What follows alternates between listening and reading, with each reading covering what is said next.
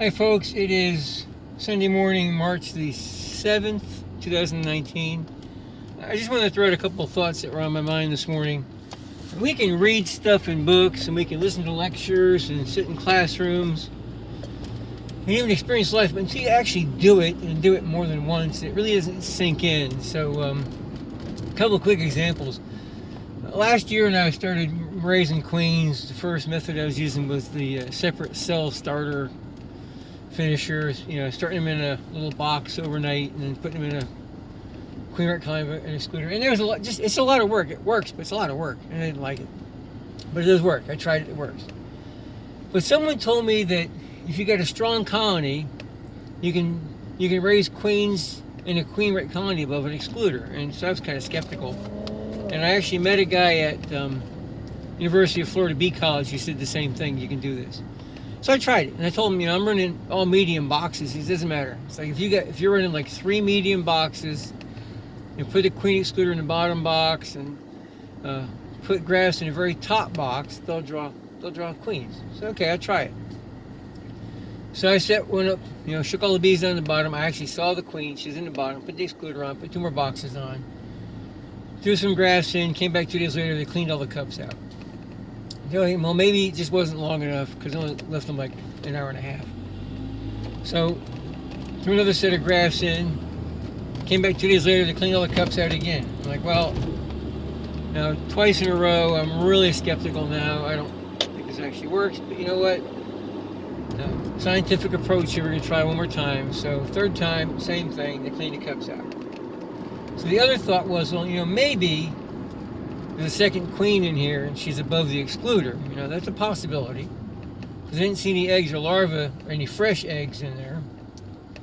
So just to satisfy my curiosity, I took the whole main colony, moved it over, spun it around backwards, took the top box, stuck it back in the same spot, threw a frame of grafts in. Out of 10, they made 7. So it wasn't that. So I don't do that anymore. For me, it didn't work. For some people, it might work. For me, it didn't work. Just a thought I had this morning, to put that out there. The other thing I'm noticing is here where I'm at in Florida, I've seen this now. This is my 3rd year, so I made an observation, and I realized this, that every year, about the end of January, by the 20th of January, we start seeing our first blooms, and usually somewhere around the 25th, 28th, we start seeing drone cells. Not a lot, we see some, but by Valentine's Day, we've got a little bit of a flow going on, and we've usually got drones in the colonies, and we start seeing major buildups. And that lasts through the rest of February and about halfway into March, and then things change and we get dry. And I think part of the reason for getting dry is because the bees went crazy in February, and they built these huge brood nests and really increased the colony size. And then we hit a dry spell of weather and nectar flow, and they just about starve themselves because they're just one of those things that happens. But along the same lines, being this year was the first year I really got serious in queens, I started raising queens right around Valentine's Day, actually a week before Valentine's Day. And I had great success in February, and in the middle of March, I actually got 11 queens mated by March 20th. But then everything kind of came to a screeching halt. But yesterday I was out in the mating yard, and I've got 6 mating nukes set up. They've all got queens in them.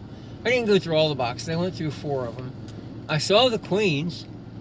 They all look nice and fat, like they've gone and mated. I found no brood. But I also found no food. There's small amounts of pollen. There's small amounts of nectar. There's no honey.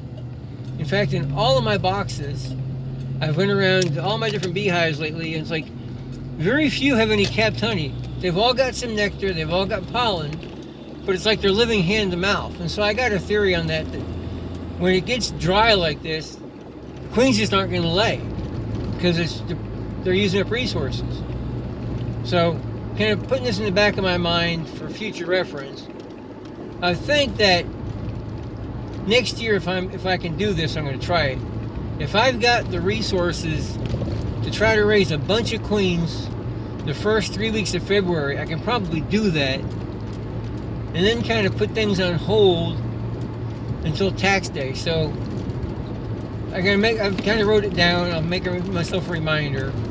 My intent is that next year, the first week of February, to try to get 20 mating nukes put together and make a whole lot of queens between Valentine's Day and St. Patrick's Day, and then kind of put things on hold and maybe graft one frame at a time with small amounts up until after, say, tax day, because right now it's the 7th of April, and a friend of mine said he was out hunting last week and he says he sees palmetto blossoming, and according to the state Department of Agriculture, we should get a flow going here any day.